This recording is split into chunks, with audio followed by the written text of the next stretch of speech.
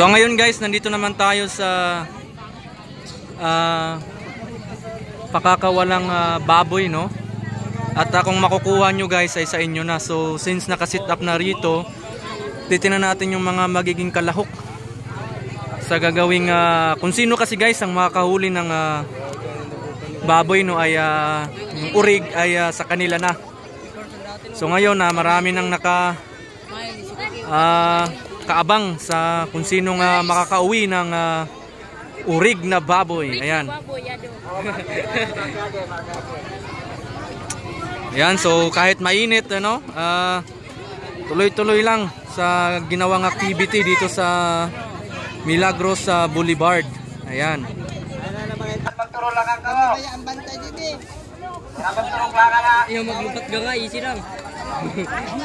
Maglupat at tintrado. Kaya. May mag-dive gida ah. May mag-dive ka na una-ulo ha. Lang lang. Ayan, tingnan natin yung mga kalahok, mga kabataan. Almost mga kabataan guys. At syempre pinapasuot din sila ng helmet, no? In case mga pag-agaw, hindi sila masyadong masaktan yung kanilang ulo. Importante yung ulo guys, no? Kaya nilagyan sila ng helmet. Ayan, so antayin na natin ng konti at umpisa na guys. So ayun na, may binitawan na isa na maliit na baboy. Puro cute. Tingnan natin kung sinong makahuli sa kanila, no? At ang pagkakalam natin dito guys, kung mahuli nila ay sa kanila na po, no? So titingnan natin guys kung paano nga ba paghuli o kung ano ba yung procedure ng pagdakip ng maliit na baboy na to ay sa kanila na.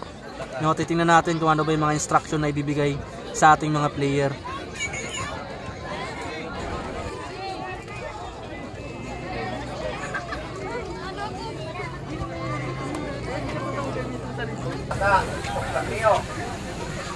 Pag may nakita kami nagintok lang niyo, nanadabog na niya, pag inadabog mong baboy, disqualified ka na mo.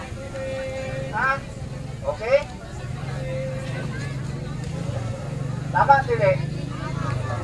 Wala nang turok lang na. Mayor Mark! Go!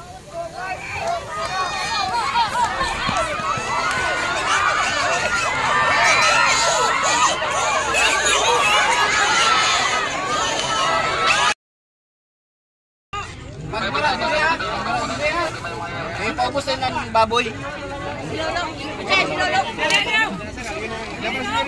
Ito yung mga nanalo guys.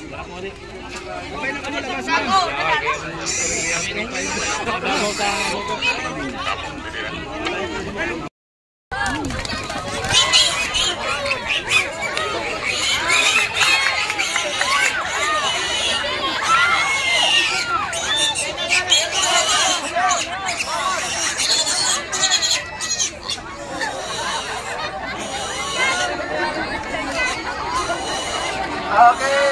Ay, baka ka naman sa baboy. Pati niya tabi din. Pati niya. Yan. Atubak sa kamera. Atubak sa kamera. Kaya kinapanan sa naton pa, no? Linya ka mo. Linya.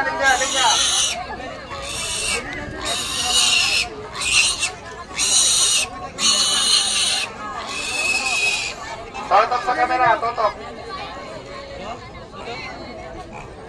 Yan yung mga winners.